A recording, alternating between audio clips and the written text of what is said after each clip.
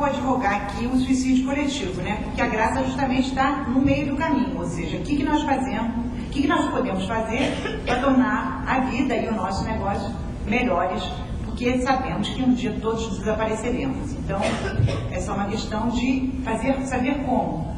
Ou seja, o apocalipse eu acho que não é para depois de amanhã.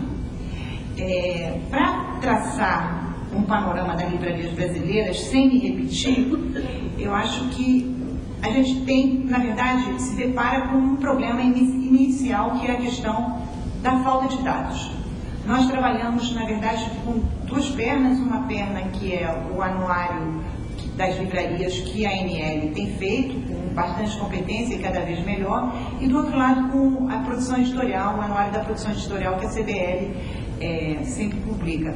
E, na verdade, sempre fica um buraco, ou seja, a relação do que os editores dizem, a relação entre aquilo que os editores dizem que venderam e a realidade. Na verdade, nós temos um mapa, o diagnóstico o anuário de livrarias é um mapa, basicamente, um retrato das livrarias, mas não fala bastante sobre a questão do faturamento. Eu acho que, mesmo assim como os impressionistas, os pintores impressionistas, eles eram capazes de montar um lindo quadro com paletas de tinta que não eram exatamente muito precisas na sua individualidade, mas que no seu conjunto dava uma ideia bastante clara do Jardim de Monet, por exemplo, embora você não tenha nenhum traço exato do que é uma ninféia, quando você olha o quadro, você consegue ter uma ideia perfeita do que era o Jardim de Monet, lá em Giverny. Eu acho que nós aqui temos que trabalhar, infelizmente, ainda muito com dados imprecisos, com impressões, com indícios, que, no fundo, compõem um quadro que é bastante verossímil e bastante acurado. Bom, o que nós sabemos? O IBGE publicou este ano um perfil de informações municipais relativos ao ano passado, a 2009. Nesse perfil de informações municipais está dito que mais de 2/3 dos municípios brasileiros não possuem nenhuma livraria. O Marcos acaba de confirmar esse dado, que em Minas Gerais, dos mais de 600 municípios, cerca de 500 não tem. Ou seja, a situação de Minas ainda é mais grave do que a média brasileira. Mas Minas não é uma exceção. Minas até que é um estado bastante razoável. Se a gente comparar, existem estados como o Pará, por exemplo, onde você tem uma livraria para cada 200 mil habitantes. Se a Unesco recomenda uma livraria para cada 10 mil habitantes, como o IBGE vai chegar a uma conta agora com o censo de em torno de 200 milhões de habitantes, o Brasil tem, na última contagem estava em torno de 191 mil, a gente certamente vai chegar a 200 milhões, significa que a gente teria que ter 20 mil livrarias. Ora, o anuário apontou uma conta de 2.980 livrarias, ou seja, 3 mil livrarias. Ou seja, nós temos um déficit, um mercado potencial de 17 mil livrarias, que 16 a 17 mil livrarias poderiam ser criadas em nosso país e não são. Né? Isso são dados reais. O mesmo perfil de informações municipais traz o seguinte dado: existem mais municípios com algum estabelecimento de nível superior do que municípios com livrarias. Isso significa o quê? Que existem muitos municípios onde há um estabelecimento de nível superior, um campus avançado, seja de uma universidade pública, seja de uma universidade particular, e não há nenhuma livraria para atender aqueles estudantes que, teoricamente, precisam do livro para a sua formação imediata. Né? Isso não é privilégio de nenhum estado. O estado do Rio de Janeiro tem vários campos avançados agora, em cidades como Itaperuna, Conceição de Macabu, etc., onde não há livraria, mas há campus universitário da UENF, da UERJ, etc.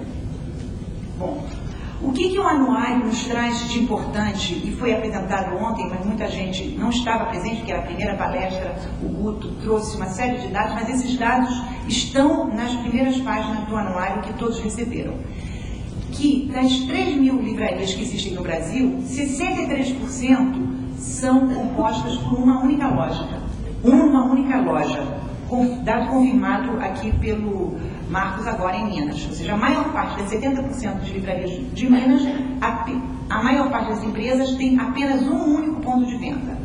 Se a gente considerar 2 pontos de venda, no Brasil inteiro dá 75% das livrarias.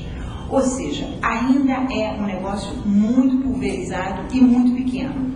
O que a gente sabe também? Que 90% das empresas existentes faturam no máximo até 2.400.000 reais por ano. Ou seja, estão, mesmo que elas não estejam enquadradas no Simples, porque nós temos algumas empresas que faturam abaixo do limite do Simples Nacional, mas elas não estão enquadradas no Simples, não é possível. Elas faturam muito pouco. Ou seja, qual é o outro lado da moeda? Você tem 10% das empresas que faturam acima de 2.400.000, sendo que só 6% das empresas faturam acima de 10 milhões. A gente pode contar nos dedos, né? Provavelmente de uma mão, talvez de duas, as empresas que comercializam livro e que faturam mais que 10 milhões de reais.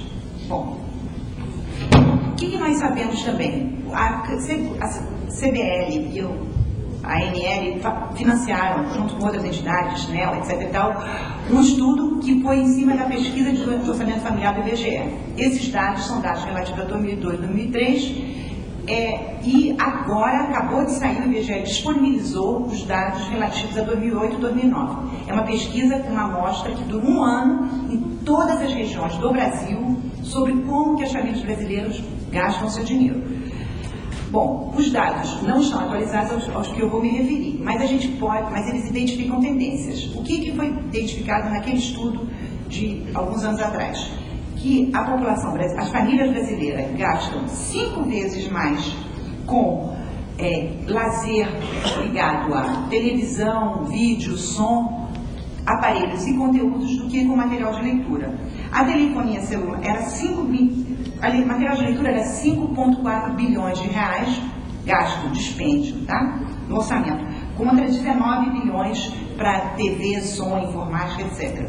A telefonia celular em 2002, 2003, muito antes da telefonia 3G, do iPhone, do smartphone, etc., muito antes, isso deve ter mudado muito, já consumia